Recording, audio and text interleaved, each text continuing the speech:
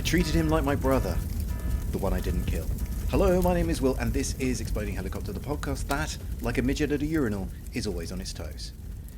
In years gone by, comedies used to be one of the mainstays of Hollywood studio output, but in recent times the number of theatrically released comedies has dwindled to a trickle. All of which makes the release of the new Naked Gun film, a mainstream comedy with a nationwide release, so unusual. We're not here to review that film. Instead, we thought it was a good opportunity to go back to 1994 and review Lieutenant Drebin's last outing before his recent reboot. So on this show, we're reviewing The Naked Gun, 33 1/3, The Final Insult.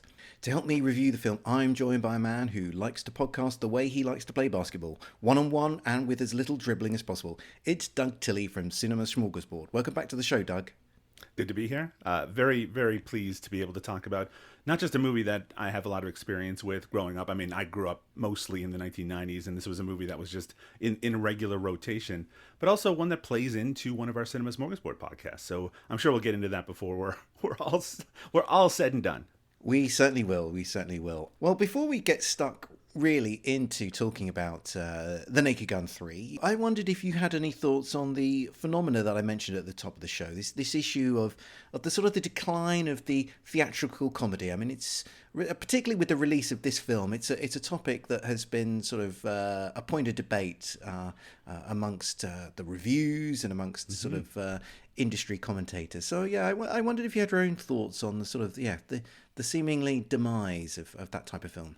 Very much so. I mean, it was one of the largest topics of discussion leading up to the release of the new Naked Gun film, which, as you said, it's unique in it being, even though it's not an original property, that it is the return of a certain kind of comedy. I mean, it's not like we don't get theatrical comedies every year, but this felt like it was something different, something a little new, even though, again, it's just a continuation of a series. And there was a lot of people sort of betting on it to a certain extent. There are a lot of people in the kind of comedy sphere who were watching it very closely because its success could represent something, a pretty significant shift. And it apparently has been successful as of the recording of this podcast. So it looks like, we're going to see a lot more comedies, as certain people have pointed out on social media. Maybe the studios will learn the wrong lessons from this entirely, right? It's not about 90-minute run times and packing things with jokes and not having to fit into a chronology or a larger universe, but it's been really interesting to see. Now, in terms of the reasons behind it, I mean, I don't think it's a single reason. I think it's probably a combination of a lot of things. Certainly, I think it's the trail of COVID lockdown has still had a pretty significant impact on this sort of thing. People just got used to watching movies at home. The short theatrical window, people see that a movie is coming out, even a comedy, and they're like, well, I can enjoy that a month from now. I don't mind waiting, 90 days until it hits its window and then comes out. There is certain elements of it that were uncontrollable because of the mindset shift that happened during lockdown, but I think it's combined with, this belief that these theatrical windows should be so short. But I also think that it's also a perspective that's built on the larger summer blockbuster mindset, right? That people feel like they have to have a reason to go out to the cinema. They have to have something that's huge, that the runtime has to be huge, that the budget has to be huge, that's the thing that's going to pull people into those locations. But the odd thing is, of course, and this is something that I'm sure you're extremely aware of, the other, the reliable, outside of like the summer tentpoles, the reliable genre for money making over these last few years, even though it's hit some hiccups, is horror, right? Which tends to be a smaller budgeted, doesn't have as many stars, doesn't really fulfill a lot of those things, but it'll draw people out. And I think part of that is that there's a shared experience aspect that people really value, that people want to be frightened with other people, that it's fun to react strongly, and comedy should have that as well. And I think it does. I think people just aren't used to seeing a funny comedy in the theaters and laughing with other people and having such a, visceral, fun reaction. There's really nothing that's better than that. And some of my greatest, theatrical experiences have involved sharing this humor. Like, I mean, I don't know if anyone will judge me on this, but seeing the Jackass movies in the theater, I mean, just hearing everyone just in shock and, uncontrollable guffawing. I mean, it really is something that you cannot replicate, even with a crowd of people on a giant screen at home. You just can't replicate it. So I think I think there's part of it is that people have just forgotten it because of the kind of comedies that we've had over the last few years. But I also think that it's also that people have created a mindset, and it's been supported by the studios, that comedies just don't have the value for them, especially again, and included in all of that is the worst presentations and the worst experiences people have at the theater generally, and the cost involved with it. It's hard to justify a $20 ticket for a 90-minute laugh fest, even if people decided that in terms of The Naked Gun, the new one, that it was well worth that price. Well, Doug, I think you were making a very good argument, which I think people were listening to this would be like nodding along sagely until the moment where you said how much you enjoyed the Jackass movies. I feel everything after that, people stop listening. But no, seriously, I think you have. I would agree with you. I think it is a range of factors, and I think you have touched on some of the most important ones there. And you also touched on a couple of issues which I find a little bit baffling, I guess, as to quite why sort of comedy has hit such a sort of lean spell in recent years. You know, in an era where you were saying where you have studios feel like the only things that can work are huge box office spectaculars which cost $250 million in budget, then they got to spend another $150 million just on marketing. Absolutely. The thing where the break even is $400 million. You point to the other sort of success in recent years of horror, which you said was typically low budget. Well, what in some ways, what is cheaper than laughter? Like, come up with some clever gags. You don't need to spend millions of pounds on fancy FX. Now, obviously, if you're going to have a really successful comedy, you probably need some talent, you probably need some names, and they're probably going to want a paycheck. But surely, in an age of completely like budgets getting out of control, like surely there would be a space for comedies where, a bit like what they've done with the Naked Gun films. It only costs, this film is supposedly budgeted at $40 million, which... That's not, if you're a studio, that's not the biggest biggest risk to take. Right? The mid-budget movie is dead. At least it has died these last few years. And it seems ridiculous. Why take these huge risks on these hundreds and hundreds of millions of dollars? I mean, there was a time when you would just take, I'm not talking about here in Canada, the United States, just two actors from Saturday Night Live, give them $30 million and let them do a comedy. And not all of those are great movies to be.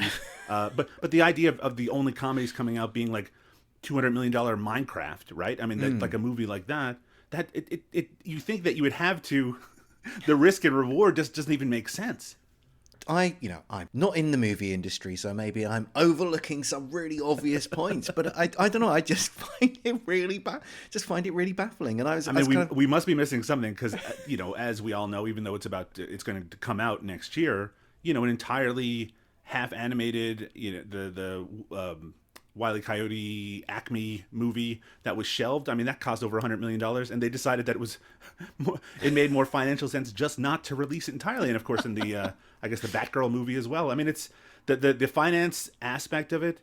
I think the scope of it is so large that it is very difficult for us to understand. But when you see, when you could release 8 mid-budget movies for the price of one large-budgeted one, you think that there would be some sort of value in that, especially because it's not like movies aren't still being made. It's just that there's a lot more extremely low budgeted movies. And I'm not talking necessarily about micro budget, but like $1 million, $2 million, you see them kind of clogging up Tubi and Amazon and things like that. And these are movies that, like, some of them have some real value to them. They're worthwhile, but there's just a lot of junk. But like, there's so much talent out there. There's so many talented people that could just use like $20-30 million, which I mean, I'm not trying to suggest that there's that's a low amount, but for a budgeted movie that ends up in theaters, it's an extremely low amount. Okay, I think it's time to get stuck into The Naked Gun 33 1/3. So let's listen to a beautifully narrated trailer.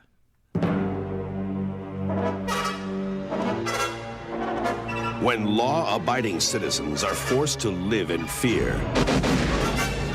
we look for protection to one man. Lieutenant Frank Drebin is back. This time, he's going undercover in the big house. Where's your prison number? It's unlisted. And playing the deadliest game of all.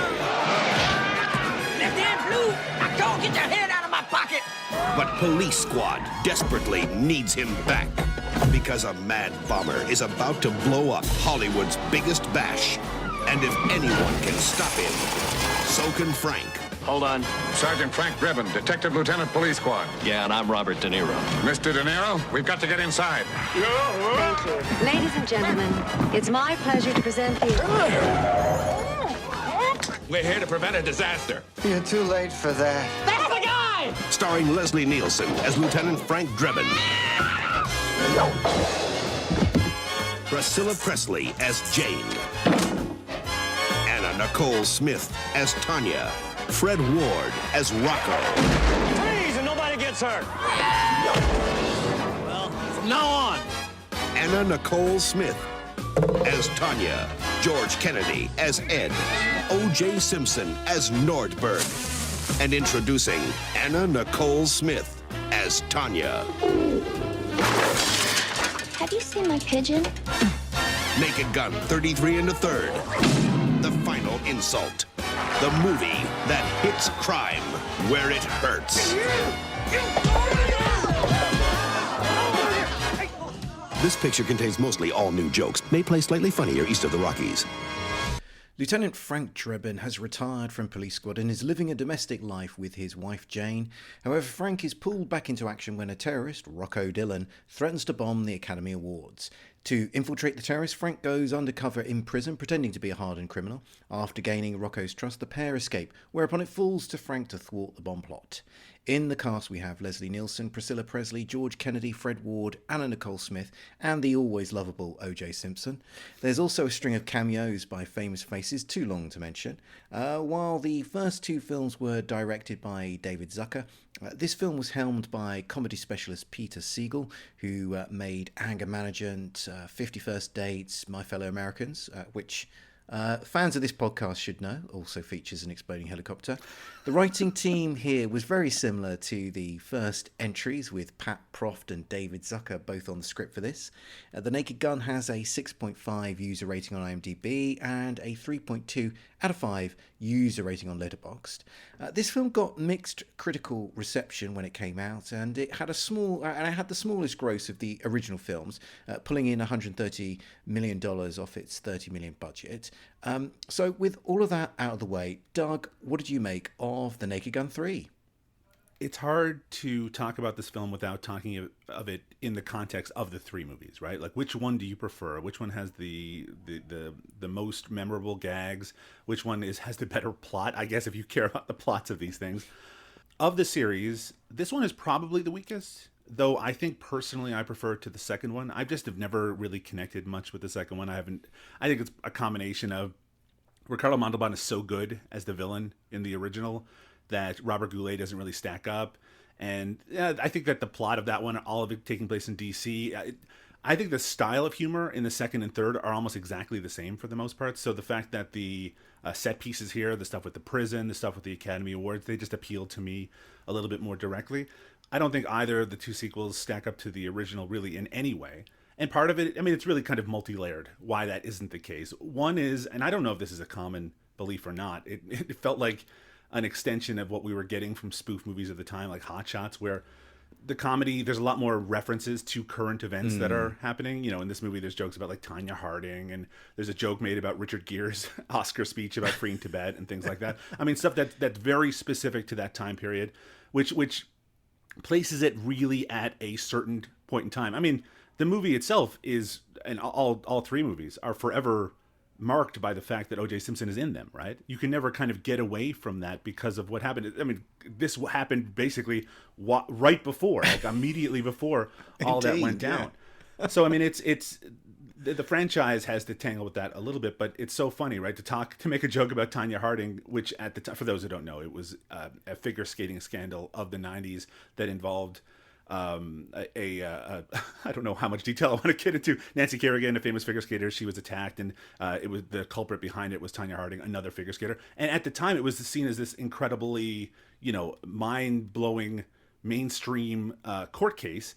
And then, of course, the term trial of the century would continue throughout. But I think at this point, the one that is most remembered is the OJ trial. Hey, let's go back to Naked Gun Part 3. I like the setup. I like the idea of Frank being retired and the home life stuff. I think the stuff at the beginning with the grocery store is really fun. I think that I think the idea of doing like a prison movie with him working undercover, I think that's a great setup. Feels very natural for the series. The transition into the Academy Award stuff is kind of wild when you watch it all together. Like that these pieces are meant to fit together is pretty strange. But there's still some funny gags. I don't think they're as multi-layered as they were in the first movie, and certainly not as multi-layered as they are in my favorite of any of the Zucker Abrahams movies, which is Top Secret, which I think is still a masterpiece. And also one where the biggest set piece, like the big gags, the effort to make them happen is so huge that it feels like this incredible kind of filmic accomplishment. Here, you don't really feel like you have that kind of steady hand who's like trying to do something that is going to be mind-blowing, even if people don't really necessarily appreciate all the effort that goes into it the first time they see it. So like the opening segment here, which is the Odessa Steps / Untouchables tribute, which is I think the best opening segment of any of the Naked Gun movies, which I think are, in my opinion, tend to be the weak link parts of a lot of those movies. Here, I think it's really well done. It just feels like if it was made maybe with the combination of the three original writers, the Airplane, the Kentucky Fried Movie group, it would be a little more layered in terms of the humor. I still think it's a highlight of the movie, but it just feels like it could be something more. It's not that the franchise as a whole is kind of running on fumes at this point. It feels like there is still more you could wring out of it, but I just feel like the style of humor that was starting to dominate in the, moving into the mid-90s, it wouldn't kind of embrace the Mad Magazine, jokes everywhere style that kind of defined the earlier movies. This is still, really wacky comedy, lots of stuff happening in the background. I just don't feel like it is as dense with humor as the first movie. Probably similarly dense as the second movie. Yeah, I think I'm in a similar boat to yourself, Doug. I mean, I really enjoyed this film. It's got the same sort of rapid fire comedic style. So if a gag or a punchline doesn't land with you, there's going to be another 2 or 3 gags coming along in the next 90 seconds that maybe one of them will tickle your funny bone. So I think you still get. I think the hit rate of those jokes is still very high and still very funny.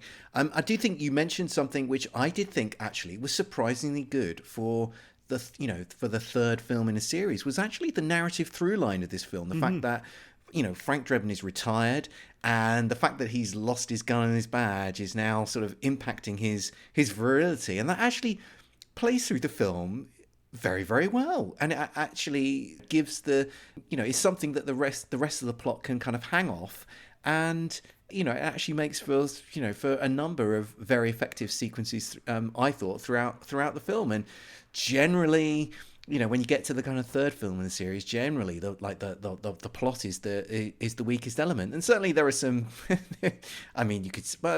Certainly there's some weak plot elements here, but you can say that about any of the Naked Gun films. But yeah, as a narrative through line, I thought that was definitely one of the sort of strongest elements of the film. Yeah, especially when you consider, people who are big fans of these kind of spoof movies, specifically Airplane. Airplane borrows basically a structure from a pre-existing movie, though people were not necessarily aware of it when they saw that. I mean, not just the airport movies, but also I think it was a movie called 0 Hour that it takes most of its plot structure from. And there's elements of movies that they're obviously pulling from in terms of structure in the original Naked Gun, but here it really is kind of freewheeling, right? And it's not even necessarily pulling from popular genres of the time. It's kind of funny. Maybe it's because I think Wrongfully Accused came out, I can't remember if it was before or after this, but it feels like, if they're doing like a prison thing, that they might do references to The Fugitive, which would have been a big movie it came out the year before this movie came out. Funnily enough, The Shawshank Redemption would have come out the same year as this movie, so all the prison stuff wasn't necessarily influenced. That scene where they're trying to hide the dirt that they're digging their tunnel out. I mean, that's almost played in Shawshank with a non-comedic tone to it. So I mean, it does fit together a little bit better. It's funny when you were just saying that, I started to think of those those movies by, they were very popular for a brief amount of time, thankfully, by Aaron Seltzer and Jason Friedberg. They were like they were very mainstream. I mean, talking about the death of mainstream theatrical comedies, those spoof movies that they were responsible for, things like Date Movie and Meet the Spartans, were hugely successful. And they were just really... They still had kind of a gag-a-minute thing, but their structure was freewheeling, right? There was nothing to hang the jokes on. It was just, they were just going left and right. I mean, I'll be honest, like, this is probably not anything anyone needs to hear. I once was on a date with someone, and we decided to watch Date Movie. I'd never seen one of these before. And I mean, like, the date was going really well. We both hated the movie so much that it kind of, like, deflated the whole thing. It kind of ruined my date. A movie called Date Movie. We just really, really didn't like it. So, I mean, those movies are just awful. And I tell you, if you're watching even like a later era series, like the third movie in the Naked Gun franchise, if you're like, oh, you know what, I'm just not enjoying this much, toss on one of those and then compare it, and it really is like night and day. They're just working in different stratospheres. They really are, and that pair that you mentioned, crimes against cinema. Some of their movies, absolute crimes against cinema. But we're in danger of getting a little off track here. But let's dig into this issue of how this one sort of stacks up against some of the other entries here. And I don't think we're going to surprise anyone. I think we're both of the view, from certainly from what you've said, that the first film is the best film here. But you sort of alluded to something which I actually prefer this third entry to the second entry, and I actually don't think necessarily that the drop off between the films is huge. But yeah, what say you, Doug? I think that there's just a polish to the first movie, and maybe it's the fact that it has both Zuckers and Abrahams, like the core group that was responsible for Airplane and Top Secret. It just feels like there's more chances being taken. I will say that going back to watch that movie, which I did just recently, it's a little more adult than I expected. I know that sounds very strange, but like everyone I knew in the 80s, like the late 80s, when I was just a kid, everyone saw that movie, right? It's silly. Because it's so silly, it meant like kids could watch it. But you watch it and there's jokes about, condoms and orgasms and stuff like that. And it's just, it feels like it not only is it attuned to the sensibilities of children, but that it's really meant to get like a smirk out of adults at the same time. It feels that even though that kind of continues into the second one in particular, because so much of it is about the Frank Drebin, Lisa Marie Presley relationship at the core, it feels a little bit like treading water a little bit. It feels a little bit redone. I also don't like the Richard Griffith stuff in the second one. I just feel it just doesn't land for me. So here, now that part of it is settled, it feels a little bit more like it's embracing just being silly and just being, maybe a little more all ages. I know that's actually kind of probably looked down upon more than anything else. It's a less mature movie to some extent, but then again, it still throws in things like the Crying Game parody, which we'll get into, I'm sure, that don't necessarily age well, land well, leave a bad taste in your mouth, so to speak. I think I enjoy this because, like I said, the structure that it's all hanging on is material that I really have a lot of fun with, which is the relationship stuff, going into the prison stuff, going into the award stuff. There isn't much kind of direct parody of show business necessarily, but all that stuff at the award show, there's lots of it I really love. And frankly, I know that, we haven't really gotten into it, but you started this episode by quoting some of the lines where the voiceovers in this might have the most memorable lines of the entire series, right? The midget at the urinal, the blind person at the orgy. I mean, that kind of stuff I think plays extremely well. And that's this kind of stuff that ages well, and it's funny, and it also feels very in character. The one other thing that I don't think we've mentioned yet, and I think we'll probably talk a little bit about Leslie Nielsen's performance, is that because he had become known as the spoof guy, as a comedy guy at this point, he also started to ham it up a little bit more. And I think you can see that in this movie. It got a little bit worse in the later part of the 90s, but this is a guy in his late 60s. He's having a lot of fun. But, there's a lot more in the first Naked Gun. He'd do the thing where he'd smell something and cross his eyes and collapse, and like that's part of it. But there's just a lot more of him making silly faces throughout here, which, I mean, again, I can appreciate it, but I really like him better as the straight man, which he is less so in this movie. For me, we've spoken about this already, like there is more spoofs of topical issues, topical films. Well, mind you, even some of the spoofs are not even of particularly topical films, which is a rather bizarre. But I think, I mean, what's with the Saturday Night Fever riff? I mean, very strange, especially when it's also, you know, kind of riffing on a very similar flashback in Airplane, right, which has the same music and everything. I mean, it just feels like it's an excuse to put Leslie Nielsen in an afro. I mean, that it just feels like it's no more. I do like that George Kennedy hair. I have to say. Like I think that is a product of to some extent of like the success of the first film, because the one of the things I really love about that first film is a very effective spoof and mocking of cop film cliches, right. And that leeching in of these spoofing of like other topical sort of movies, whether it's, well, I mean, The Untouchables had come out like 7 years before this, but at least it's a cop film. The kind of the spoofing of those other films is a product of the fact that you know they're just trying to find something to fill the void now that sort of seam of comedy has gone. But you know, I mean, I don't entirely agree, to be honest, simply because, you know, the detective and film noir or neo-noir, you know, in the first movie they make direct references to Double Indemnity, right? Where he's like even taking some of the actual dialogue from it and repurposing it. I just feel like there's so much more that you could do with that to the point where, and this is something we haven't brought up yet, you know, remembering that this was all based on a TV series with the idea that there was enough material that they could keep a show going, presumably for 22 episodes a season, for season after season. So there must have been a thought that there was enough material to mine there that they could just keep going. It kind of feels like at this point, certainly by the third movie, that they're not really looking at detective movies that much outside of some of that voiceover material.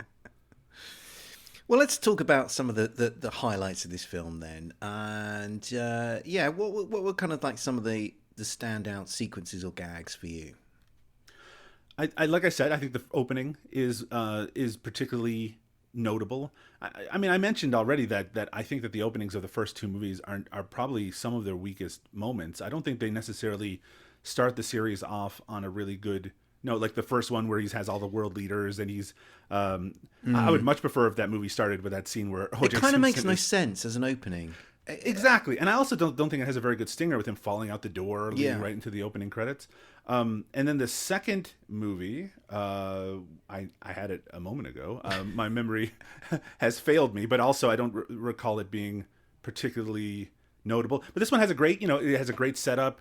Like you said, The Untouchables wasn't a new movie at the time period, but I guess I read in some of the trivia that they actually wanted to do this sequence for the second movie, which would have made a little bit more sense because it had only been a couple of years after The Untouchables came out. But it was enough in the public consciousness that people recognize it. And even if they didn't, you don't need to recognize it. And that's another thing, right? You shouldn't have to recognize that it's a reference to something for it to work.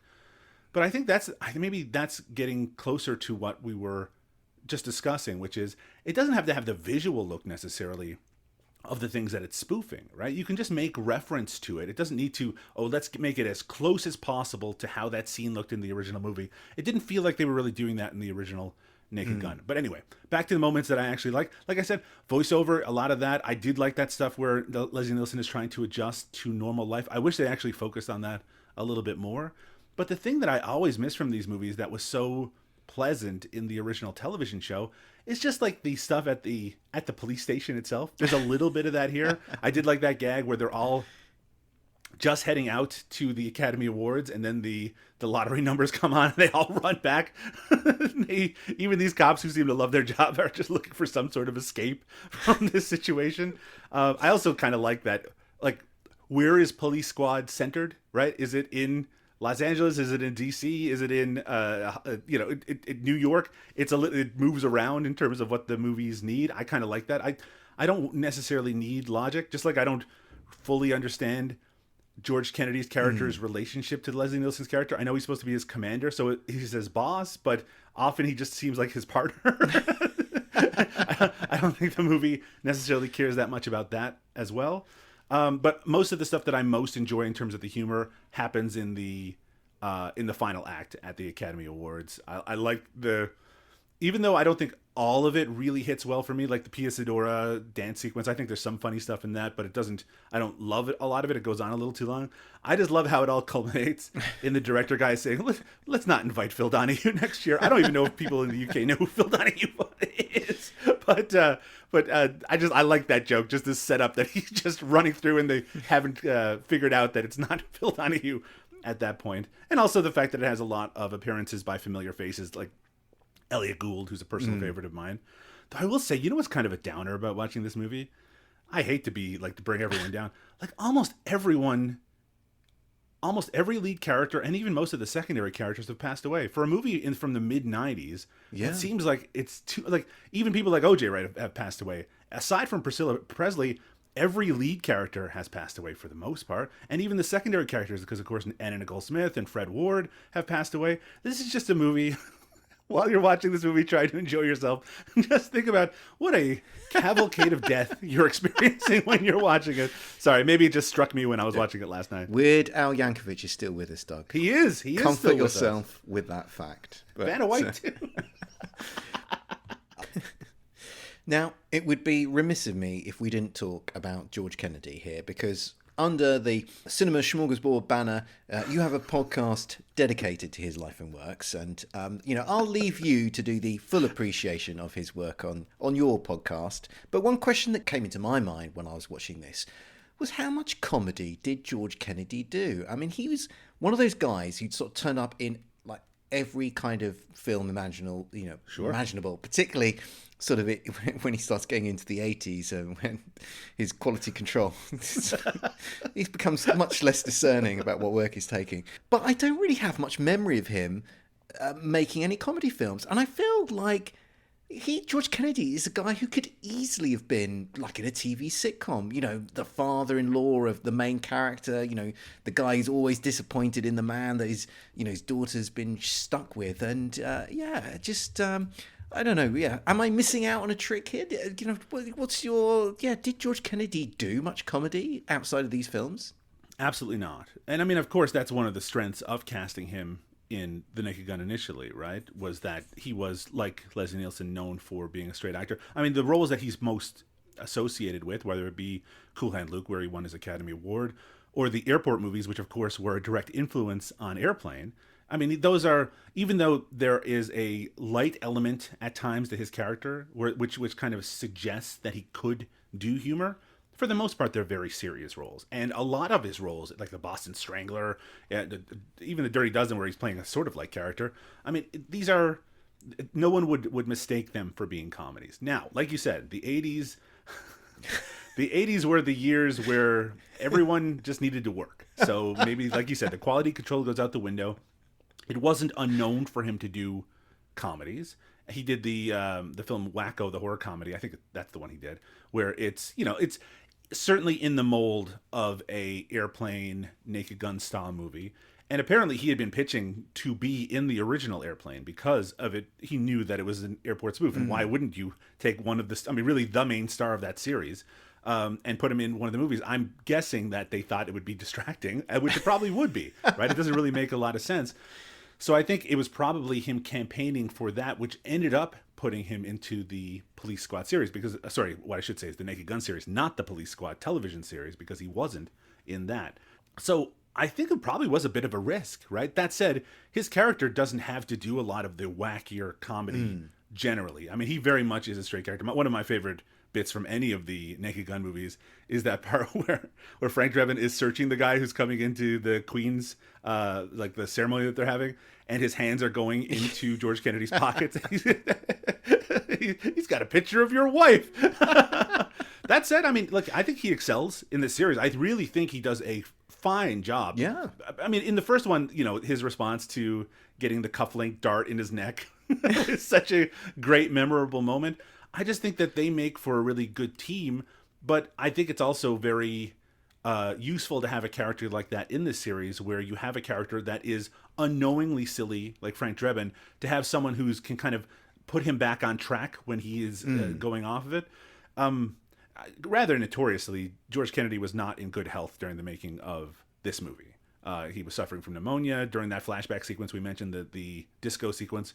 He was he was sitting for the entire sequence because he was so ill during it. I don't think it necessarily comes through when you're watching the movie, but if you think about it, about how little they have him do for the most part, it does kind of make sense. He's not, he certainly isn't at his best in this movie, but I still think he has some memorable moments. And of course, maybe the most memorable moment of this entire movie involves him to a small extent, which is the head slap when Frank Drebin passes over the envelope near the end of the movie, which is becomes so memorable because of its use in like animated GIFs and things like that.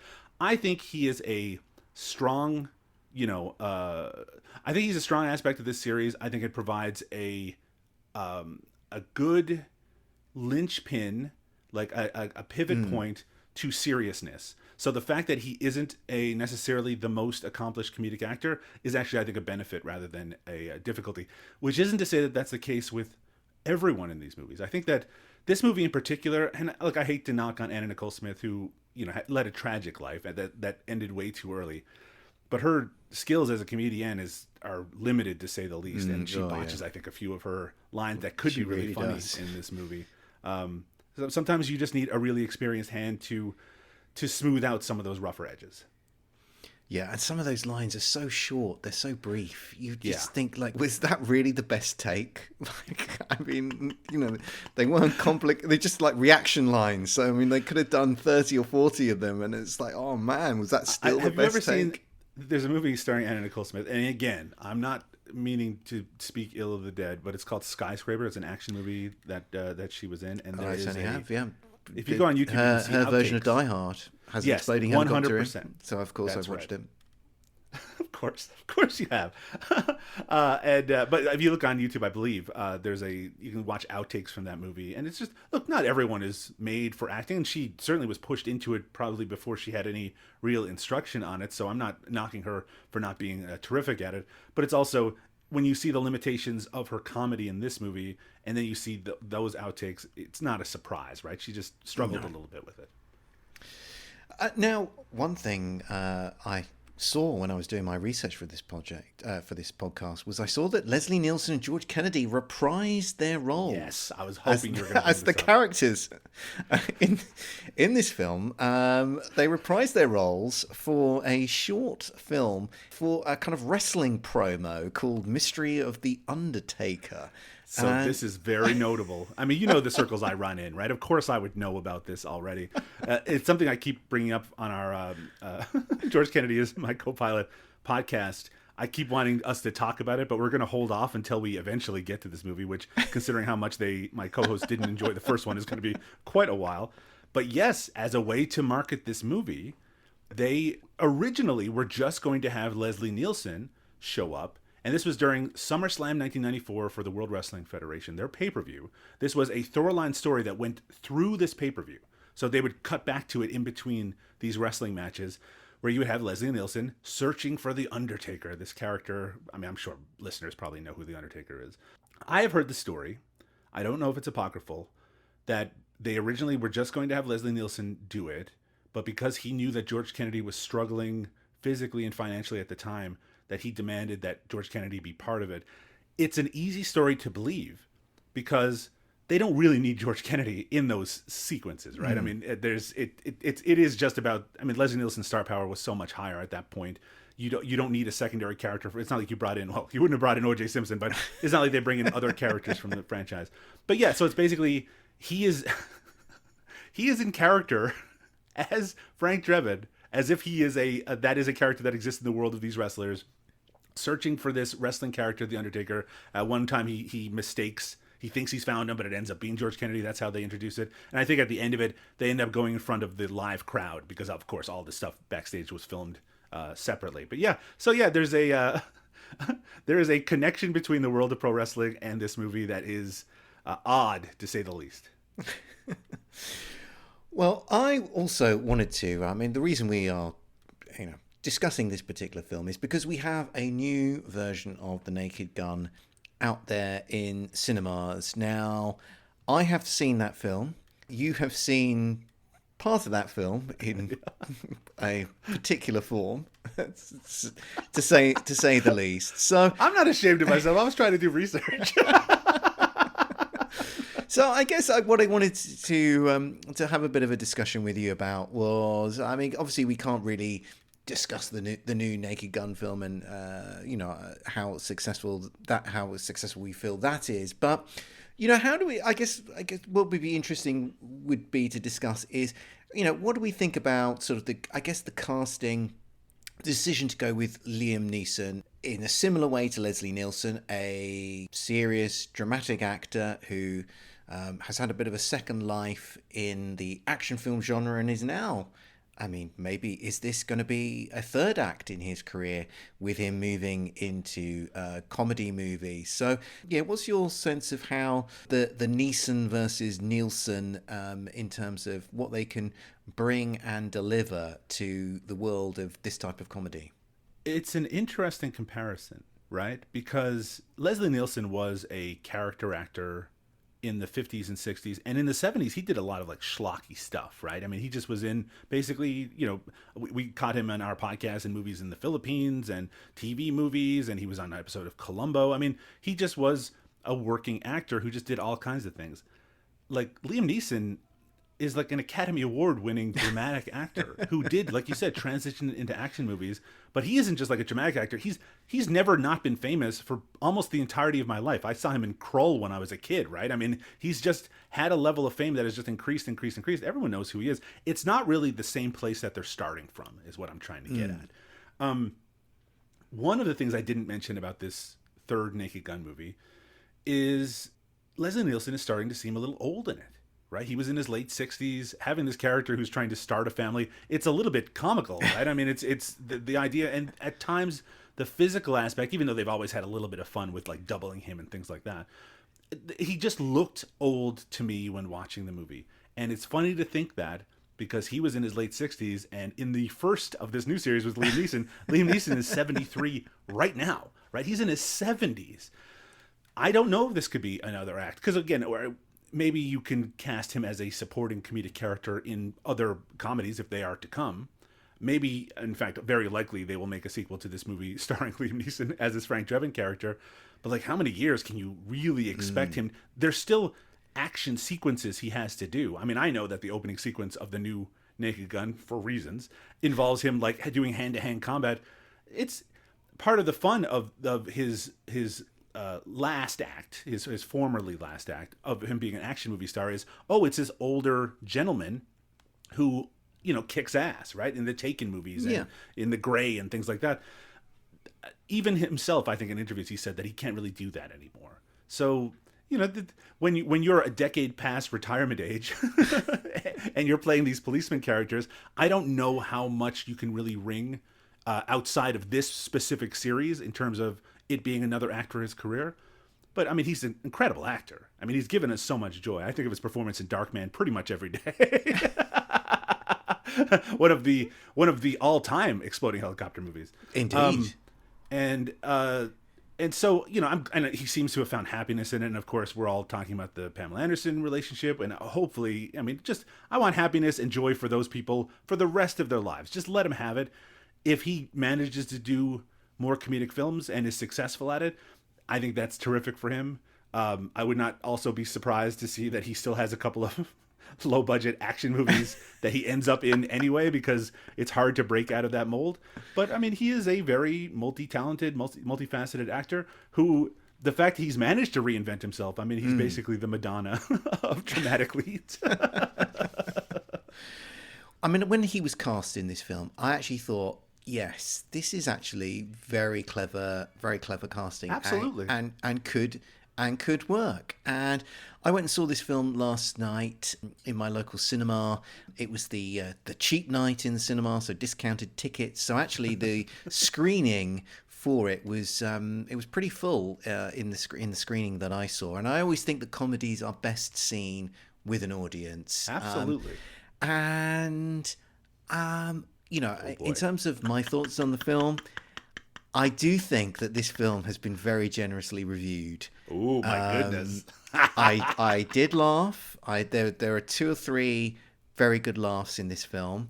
There are quite a number of titters within the film, but it's not as I say, looking at the reviews, it's really maybe it caught me on a bad night or something, but I do think it has been very generously reviewed, and I wonder if that speaks to some of the issues we were speaking about before, whether perhaps reviewers are just willing there to be more comedies for them to go out and review, and they're just they're pulling a few punches just because they're like, oh, let's not tank this film.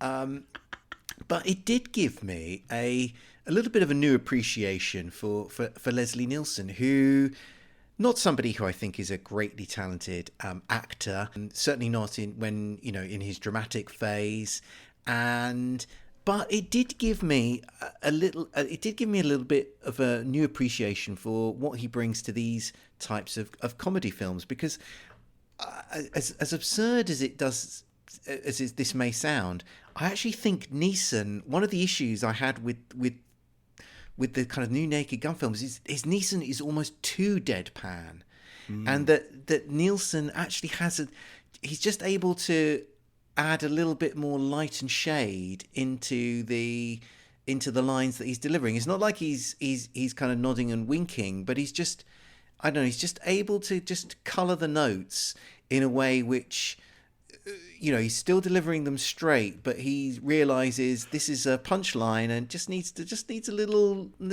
to be a little color because people are going to be laughing at the end of this. Whereas, I know you have watched some illegal footage of this film, so I don't know. We really are dancing around this, eh? Yeah, let's look, I'm happy to bust you to the police. Let them come and lock you up. I've got my audio, so this episode can go live. What was your sense of how Neeson plays the comedy here? I think I was desiring someone to play it that straight after watching the third movie in the Naked Gun series. While what I was really looking for, like you were suggesting, is some sort of balance between the two. I think of that scene in the first Naked Gun where it's like a direct parody of a sequence from Dirty Harry, right? Where he talks about shooting someone in the street if they were holding daggers and wearing robes, and he's told that he killed those Shakespearean actors. I also love that in that line. I'm sorry, just to bring up a joke from another movie and say it wrong, but where the woman, she says, "You killed 5 actors. Good ones, like the fact that they're good actors made it all the more tragic." But his reference, like everything around that, not to dissect it too much, but just the idea that he delivers that line, she says, "You killed innocent people." His response at first is like incredulous, like he hadn't already been told that he murdered a bunch of people previously. But just the way that it plays out, he delivers the line completely straight. She says, "Look at how stupid you are." And he takes a moment to be like, huh? And then that's it.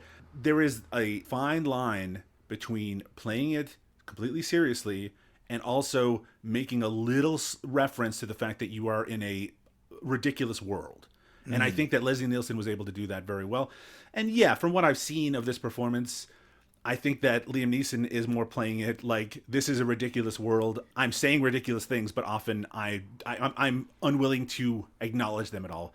Which, again, I think when people think of the series, when they think of The Naked Gun, or even like his performance, Leslie Nielsen's performance in Airplane, it's like he's just playing it straight all the time, which really isn't the case. He is walking that line a little, and he has opportunities to be just as ridiculous.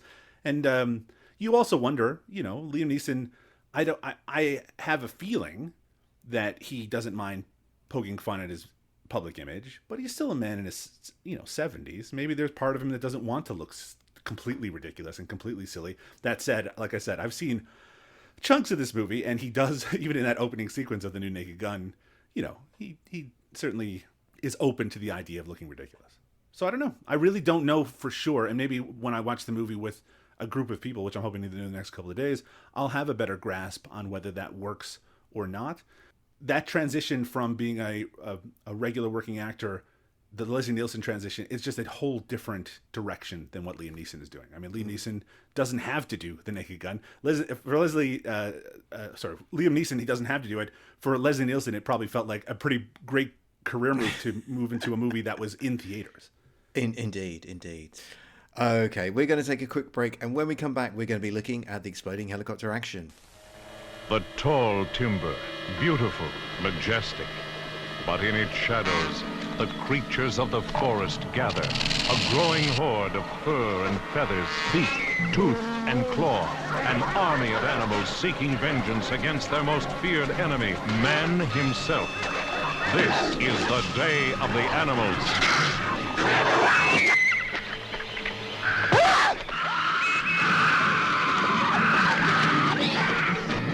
The producers of Grizzly present the most startling motion picture of a strange, terror-filled week. Christopher George, Leslie Nielsen, Linda Day George, Richard Jekyll, Michael Ansara, and Ruth Roman struggle for survival in a world gone mad.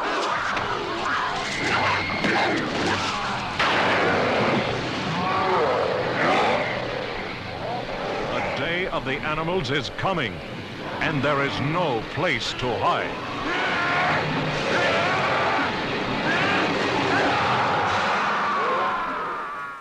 We're back, and now we're looking at the exploding helicopter action. This occurs at the climax of the film. Drebin is at the Academy Awards trying to foil the bomb plot. Meanwhile, the terrorist mastermind, Pap Schmier, is seeking to make a getaway in a helicopter. After tussling backstage with Drebin, Rocco Dillon finds himself entangled in the theatre's rigging.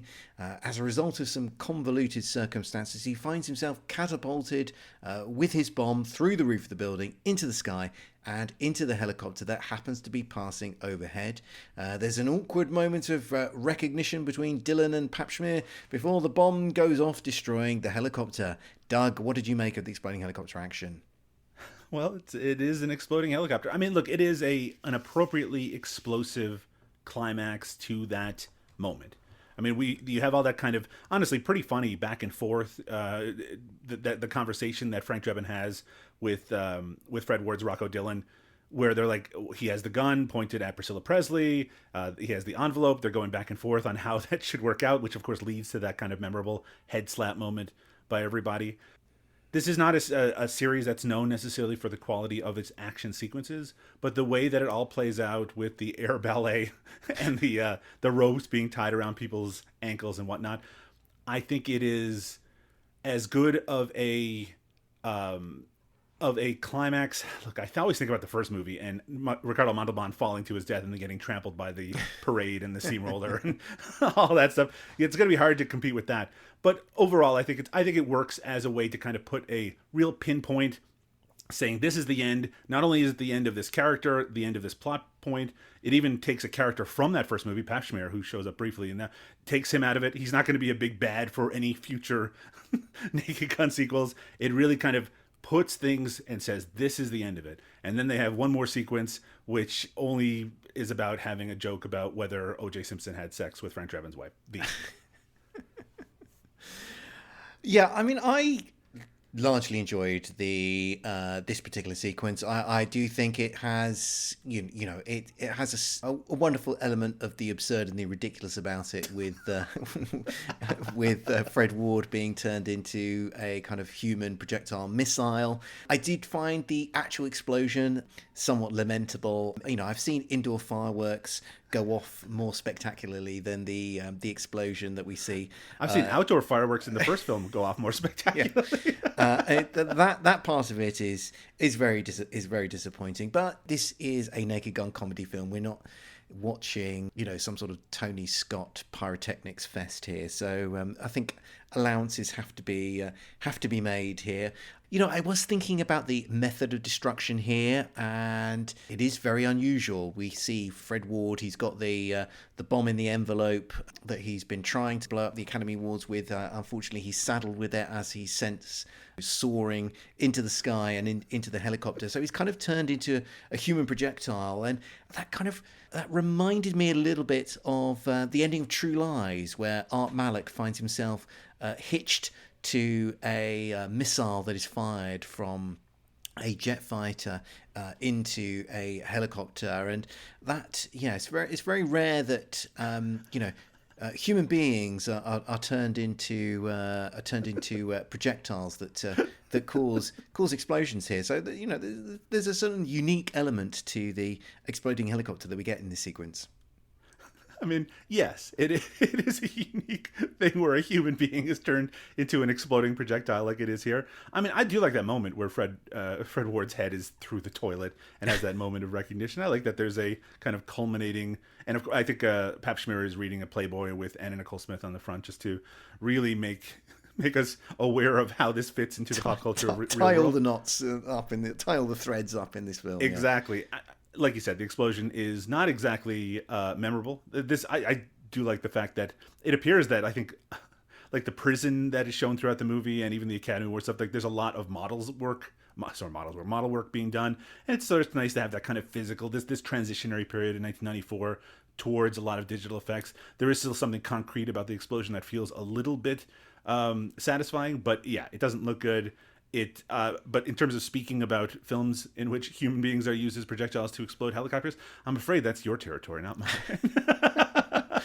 Well, one thing that did puzzle me a little bit in this sequence was it's a very luxurious-looking helicopter that Fred Ward finds his head thrust through the toilet of, and it almost looks like the inside of this helicopter almost looks like the inside of a private jet. And the thought did occur to me that maybe, was there a last-minute change here? And, Pap Schmear was going to be on board a private jet, and they then decided, that's completely the kind of the physics, the timing required for Fred Ward to meet this a jet is too absurd. We need to make it into a helicopter. I mean, this thought did idle through my mind. I mean, do you think I'm thinking far too much about this particular sequence? I don't think you're thinking too much. I'm glad that you brought that up, in fact, because when I was thinking about, I was like writing up a few notes a little bit earlier today, just like things that I want to make sure that I was to mention.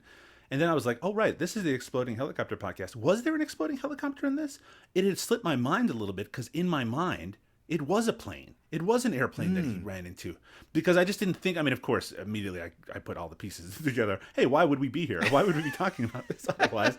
But for a moment, I was like, yeah, because the inside of it doesn't look like any helicopter I've ever seen, right? You don't even see a pilot. It very much, like you said, is set up like an airplane. But in terms of the physics of it, in terms of of all those pieces fitting together, it would have been difficult to make that connect. And also maybe, and this might sound ridiculous, maybe even showing an airplane in this movie and having people think of the Airplane series maybe is something that they didn't want to do, even if it was a private plane. It's I don't think you're incorrect. I think it would have made maybe even a little bit more sense as a plane if sense was something that they really wanted to fit into the Looney Tunes aspect of this final scene of the movie, or second final scene of the movie. Well, mercifully, sense is not something they tend to worry about in this film. Indeed. So it's an exploding helicopter that we get here and not an exploding plane. So we can happily add it to the lexicon of films that feature an exploding helicopter. And this was a particularly absurd entry. And you know what? I'm all here for films with absurd exploding helicopters. Long may ridiculous explosions continue. I think that just about wraps things up for this show. Doug, thank you for joining me once again. Before I shove you down the stadium steps, is there anything you want to plug? Sure. Well, of course, you can check out Cinema Smorgasbord every Monday on your podcast provider of choice. You can also find us at cinemasmorgasbord.com. Do on all the social networks like Facebook, Blue Sky, and yes, even X, the Everything app. You just do a search for Cinema Smorgasbord. It'll come up eventually. And you can follow me on Blue Sky as well, at Doug Tilley. That's Tilley. As always, don't forget to check out the Exploding Helicopter website for more reviews and information about films where helicopters explode. If you like what we do, you can really help us out by spreading the word on social media, and you can follow us. We're on Facebook, Instagram, Letterboxd, YouTube, and Blue Sky. We'll be back soon, but until then, what should people do, Doug? Keep watching the skies for those exploding helicopters.